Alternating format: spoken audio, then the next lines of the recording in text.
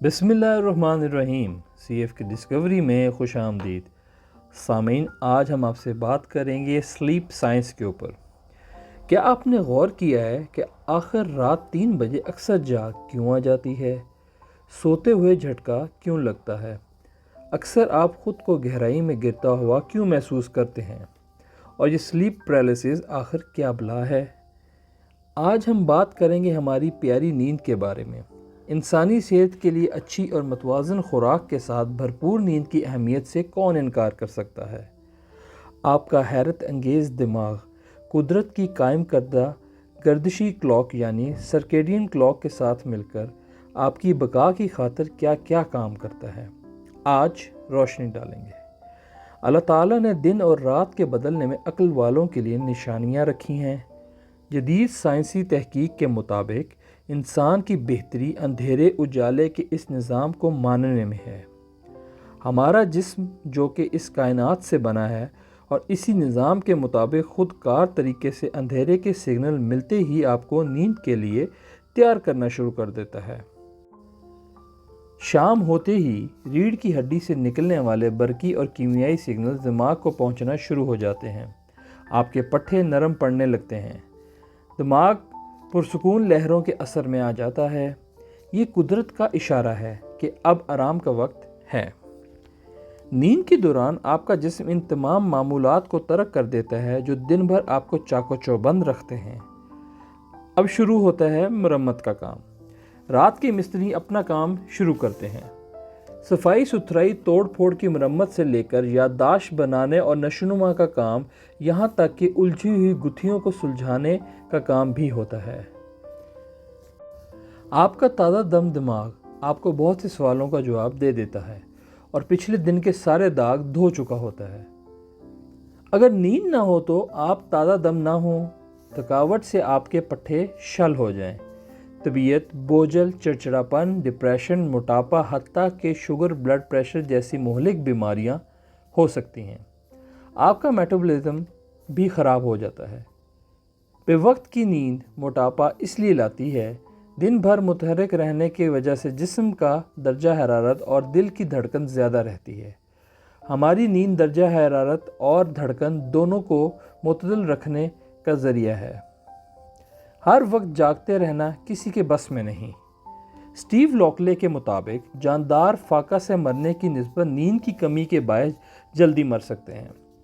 जागने की हालत में आपके दिमाग खलियात आपस में मुसलसल जुड़े रहते हैं, जबकि नींद के दौरान यही खलियात खुद को 60% पिचका कर फासला बना लेते हैं, जिसकी वजह से ना सिर्फ आपके हसनात व हरकत रुक जाती हैं, बल्कि इस खाली जगह वो तमाम नकारा खलियात जमा हो जाते हैं जो किसी काम के नहीं, और अगर इनका सफाया ना किया जाए तो इनकी गर्द दिमाग को धुंधला देती है, जिससे अल्जाइमर की बीमारी लाहक हो जाती है।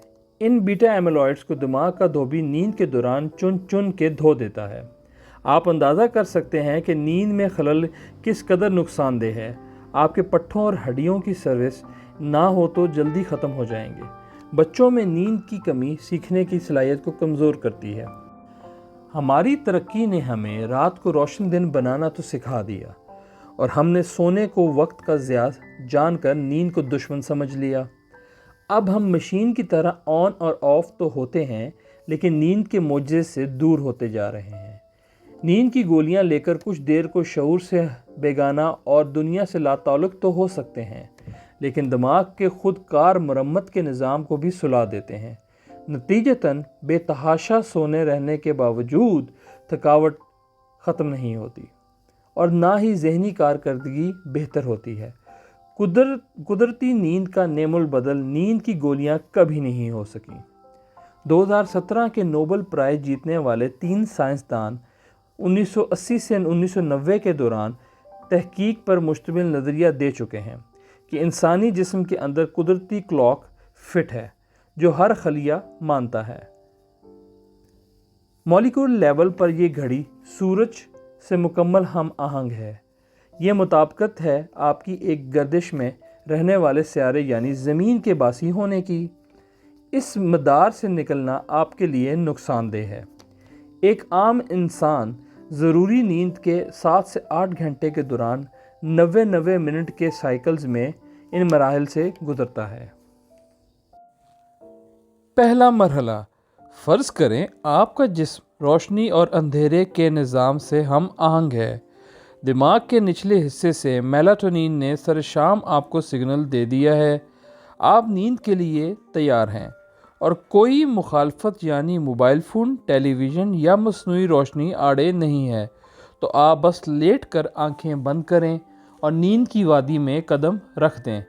ابتدائی 5 منٹ میں آپ کا شعور کچھ حد تک قائم ہے اور آپ کا دماغ چھانٹی کے کام میں لگ جاتا ہے، ایک ماہر نگران کی طرح کارآمد اور غیر ضروری یادیں الگ الگ کرتا جاتا ہے۔ غم رنج بھلانے اور اچھی یادیں لمبے عرصے یادداشت کے زمرے میں ڈال دی جاتی ہیں۔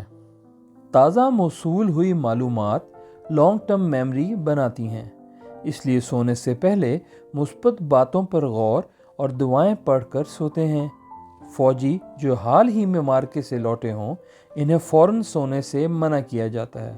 تھکاوٹ کے باوجود کم سے کم 50 منٹ وقفے کے بعد سونے جائیں تو دماغ پوسٹ ٹرامیٹک سلیپ ڈسٹریس سے بچ جاتا ہے، کیونکہ ان واقعات کی یادداشت دیر پا نہیں بن پاتی۔ 5 منٹ کے شعور کی نیند کے بعد آپ کے حسیات ڈھک دیے جاتے ہیں۔ زبان و بیان حرکات سے متعلق گرے میٹر نیورونز کے برقی اور کیمیائی سگنلز کے زیر اثر غنودگی میں چلا جاتا ہے۔ نیند کے سپنڈل دماغ کے کورٹیکس کو اس طرح اجاگر کرتے ہیں کہ آپ کی یادداشت کا کام کریں۔ سلیپ لیبز میں کیے گئے تجربات میں ثابت ہوا کہ جس رات سبجیکٹ کو کوئی ٹاسک دیا گیا، اس رات سپنڈلز کی قوت زیادہ تھی۔